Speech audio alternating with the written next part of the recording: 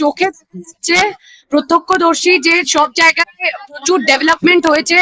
আসানসোল বলুন, দুর্গাপুর বলুন, যে বেল্টে আমি 3 দিন ধরে প্রচার করছি।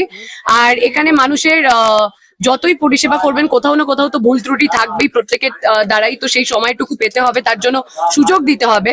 তো উন্নয়নের আরেক নাম হচ্ছে মমতা ব্যানার্জি।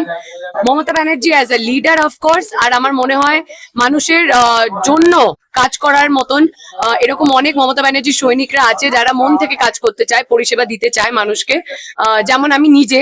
তো আমি মনে করি এই জন্য তৃণমূল কংগ্রেস। আপনি বলছি না, তোমরা বলছি, কারণ পরিবার মনে হয় 13ই মে সবাই জানো 3 নম্বর প্রথম জিতে কাকে দুহাত খুলে আশীর্বাদ দিতে হবে, কাকে চুরি করতে হবে জানো কি? নামটা বলো।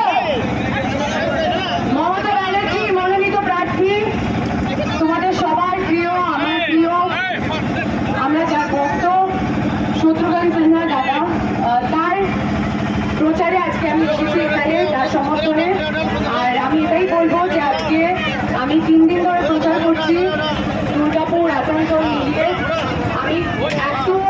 আমি যেখানে পঞ্চায়েতে ঘুরেছি, আমার মনে হয়নি যে আমি পঞ্চায়েতে, মানে আমি গ্রামে বা ব্লকে ঘুরছি, আমার মনে হচ্ছে যে আমি টাউনে ঘুরছি। এত ডেভেলপমেন্ট, এত উন্নয়ন হয়েছে, রাস্তাঘাট, জলের পরিষেবা, তোমরা সবাই পাবে। আর যা যা সবসময় সবকিছু তারা একটা বহুত্রুটি থেকেই যায়। তো এত থাকতে হবে তোমাকে, আমি মারা করে বিয়ে করে দেবে।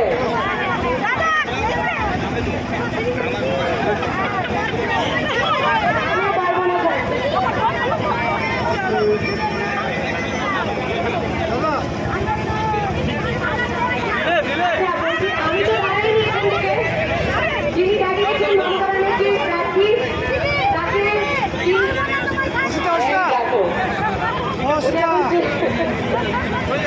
তাকে সবাই মিলে আশীর্বাদ দিও।